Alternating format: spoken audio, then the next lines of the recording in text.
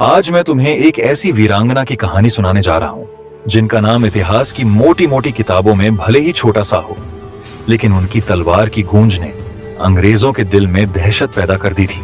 यह कहानी है झलकारी बाई की, एक दलित कोरी बेटी जिसने 1857 की क्रांति में अपनी जान की बाजी लगाकर रानी लक्ष्मीबाई की ढाल बनकर लड़ी।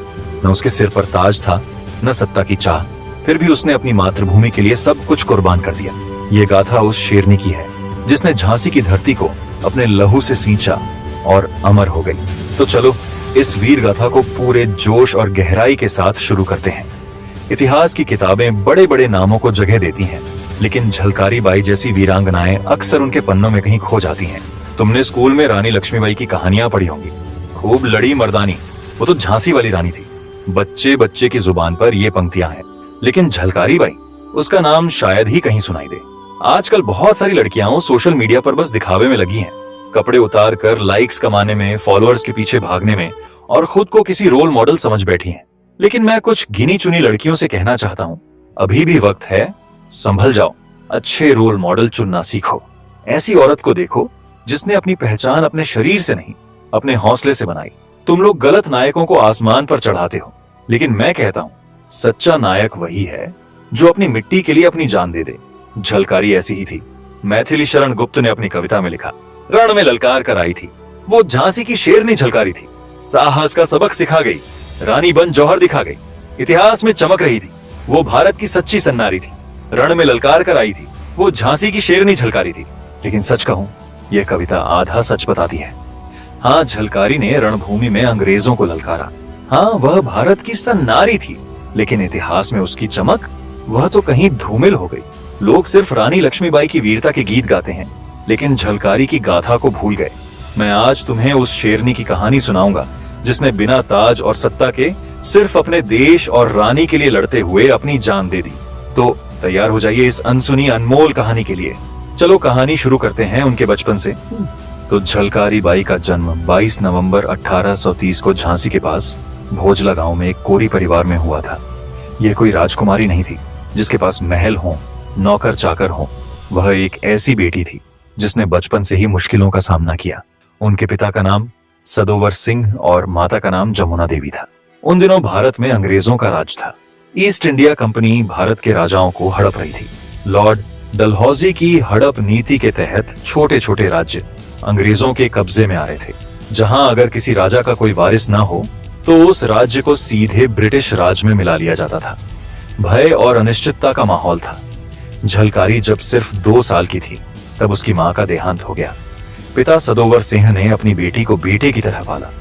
वो जानते थे कि इस कठिन दौर में अपनी बेटी को जिंदा रखने के लिए उसे सिर्फ जीवन जीने के नहीं बल्कि संघर्ष करने के गुर भी सिखाने होंगे।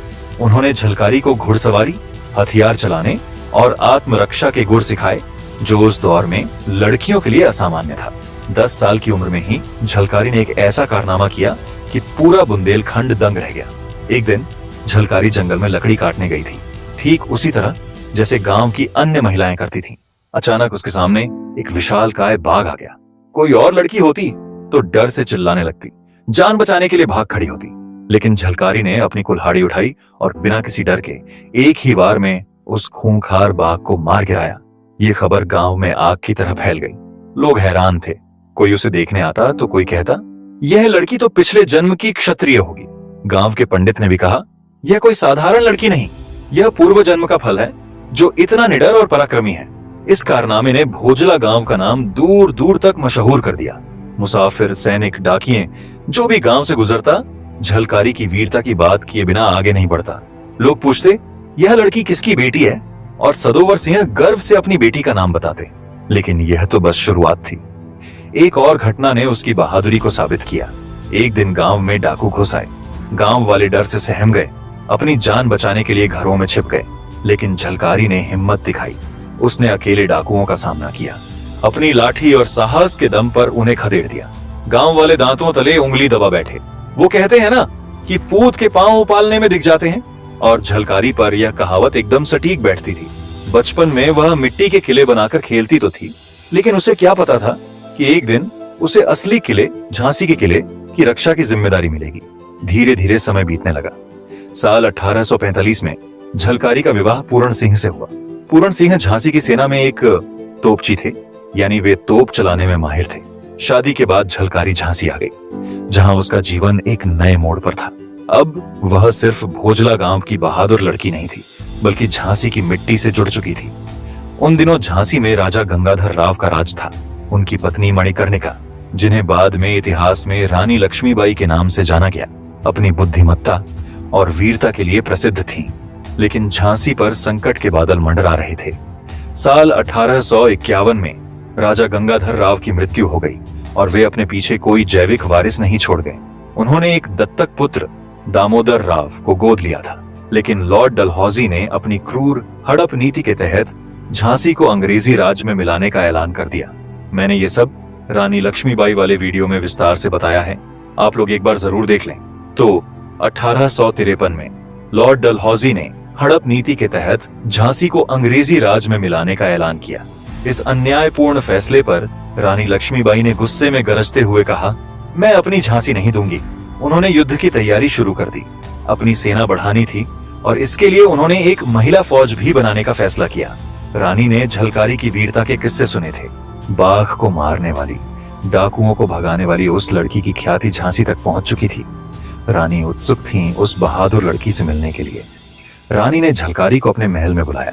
जब झलकारी वहां पहुंची तो रानी दंग रह गई। झलकारी का चेहरा, उसकी चाल ढाल, उसकी शारीरिक बनावट मानो रानी की ही हमशक्ल हो। यह सिर्फ एक संयोग नहीं था, यह शायद नियति थी। रानी ने उससे परिचय मांगा। झलकारी ने गर्व से कहा, मैं कोरी हूँ, मेरा नाम झलकारी है। समाज की नीची सोच और विरोध के बावजूद रानी ने झलकारी की असाधारण प्रतिभा और वीरता को पहचाना।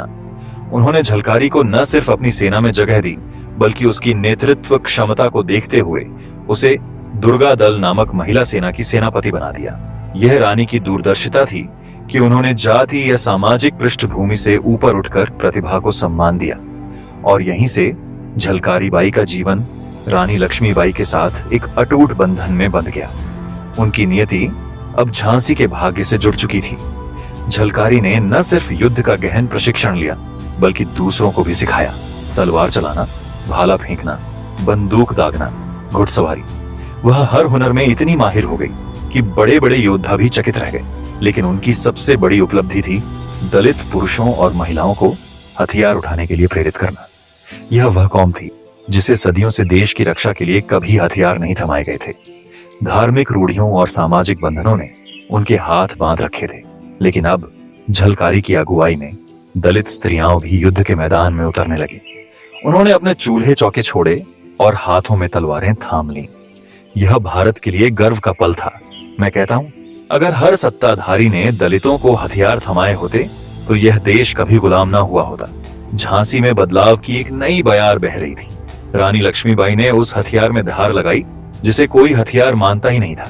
समाज के सबसे निचले तबके के लोगों के शौर्य में यही वजह थी कि उन्हें 1857 की सबसे बड़ी वीरांगना कहा जाता है, क्योंकि उन्होंने सभी को साथ लेकर चलने का साहस दिखाया। 10 मई 1857 को मेरठ छावनी में भारतीय सैनिकों ने अंग्रेजों के खिलाफ बगावत की चिंगारी सुलगाई। यह विद्रोह की आग पूरे उत्तर भारत में फैलती हुई झांसी तक पहुंच गई। झांसी में विद्रोह की कमान संभाली पूरन कोरी, जो कि झलकारी के पति थे, और भाऊ बख्शी जैसे बहादुर सिपाहियों ने।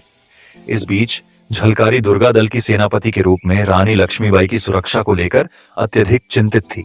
उसे डर था कि कहीं अंग्रेज रानी को पकड़ न लें और झांसी पर अपना झंडा न फहरा दें, जिससे विद्रोह की आग बुझ जाएगी। युद्ध के बीच में झलकारी ने रानी से कहा, महारानी, आप अपने बेटे दामोदर राव को लेकर सुरक्षित जगह चली जाएं, मैं यहाँ युद्ध की कमान संभालूंगी। उसने रानी की जान बचाने के लिए खुद रणभूमि में उतरने का फैसला किया, यह जानते हुए भी कि इसमें उसकी जान जा सकती है। यह थी झलकारी की वीरता। जब 1857 की क्रांति अपने चरम पर थी, झांसी की धरती खून से लाल हो रही थी। रानी लक्ष्मीबाई अपने नन्हे बेटे दामोदर राव को लेकर सुरक्षित जगह की ओर निकल चुकी थी, लेकिन रानी का दिल भारी था। वे झलकारी को युद्ध के इस तूफान में अकेले छोड़ना नहीं चाहती थी। फिर भी उन्हें झलकारी पर पूरा भरोसा था, यह विश्वास कि वह अपनी जान देकर भी झांसी के सम्मान की रक्षा करेगी। झलकारी ने उस कठिन घड़ी में भी हिम्मत नहीं हारी। उसने धीरज और वीरता का ऐसा संगम दिखाया जो इतिहास के पन्नों में सुनहरे अक्षरों में लिखा जाना चाहिए। रानी ने उसकी पीठ थपथपाई और कहा, झलकारी, तुमने मेरे नेतृत्व में दुर्गा दल को ताकतवर बनाया। तुम मेरी सबसे बड़ी ताकत हो। रानी की इन बातों ने झलकारी के जोश को और बढ़ा दिया। अंग्रेजों की सेनाएं झांसी के किले को घेर चुकी थीं। अचानक झलकारी की नजर किले की दीवार पर चढ़ रहे अंग्रेज सैनिकों पर पड़ी। उसने अपनी बंदूक उठाई और दीवार के किनारे किनारे तेजी से बढ़ी। अपने सिपाहियों को ललकारते हुए उसने कहा, अगर एक भी गोरा इस दीवार के पार आया तो मेरी इज्जत मिट्टी में मिल जाएगी। आज दिखा दो कि बुंदेलखंड की बेटी अपनी मातृभूमि के लिए प्राण दे सकती है। इन गोरों की मुंडी तोड़ दो, एक भी जिंदा वापस न जाए। झलकारी की जोशीली आवाज ने सिपाहियों में आग भर दी। जिनके पास बंदूकें नहीं थीं, उन्होंने ईंट पत्थर उठा लिए। महिलाएं, पुरुष सब एकजुट होकर अंग्रेजों पर टूट पड़े।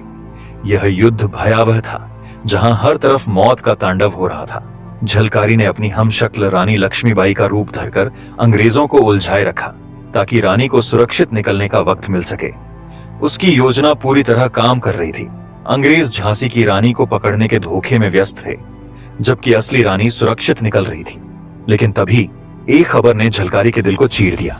उसके पति पूरन कोरी, जो झांसी की सेना में तोपची थे, युद्ध में शहीद हो गए थे। झलकारी उनके शव के पास पहुंची।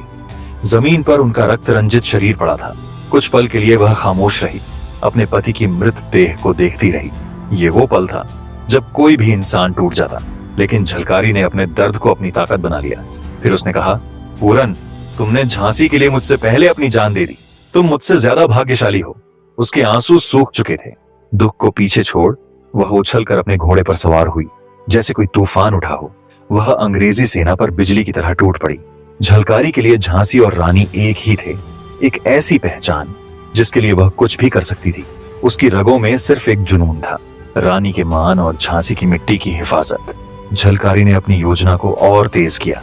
वह सीधे अंग्रेजी जनरल ह्यू रोज के खेमे की ओर बढ़ी, जहां सबसे ज्यादा सैनिक मौजूद थे। एक अंग्रेज सैनिक ने बंदूक तान कर पूछा, कौन हो तुम? झलकारी ने बेखौफ जवाब दिया, झांसी की रानी महारानी लक्ष्मीबाई। सैनिक ने फिर पूछा, कौन रानी? झलकारी ने उसी रौब से कहा, झांसी की रानी। उसके रानी जैसे रुबाब और स्वाभिमान भरी आंखों ने अंग्रेजों को चकमा दे दिया। खेमे में खबर फैल गई कि रानी पकड़ी गई है। जनरल ह्यू रोज, जो अपनी चालाक रणनीतियों के लिए जाना जाता था, बाहर आया। झलकारी का चेहरा, उसकी निडरता और उसका रौब देखकर वह भी धोखा खा गया। उसे लगा कि उसने भारत की सबसे बड़ी चुनौती को पकड़ लिया है। लेकिन तभी दुल्हा ठाकुर नाम के एक गद्दार ने झलकारी को पहचान लिया। उसने जनरल से कहा, हुजूर, यह रानी नहीं, झलकारी है। इसने उन्नाव फाटक पर हमारे कई सिपाहियों को मौत के घाट उतार दिया था। ह्यू रोज को गुस्सा आ गया। उसने झलकारी को गोली मारने की धमकी दी, लेकिन झलकारी डरी नहीं। उसने गर्ज कर कहा, मार दे गोली, मुझे मौत से डर नहीं। रोज ने पूछा, तुम्हारे पास कोई हथियार है? झलकारी ने अपनी कटार निकालकर दिखाई और बोली, जो हमारी इज्जत पर हाथ डालेगा ये उसी के सीने में उतरेगी। पास खड़ा एक अंग्रेज अफसर स्टुअर्ट बोला, ये पागल है।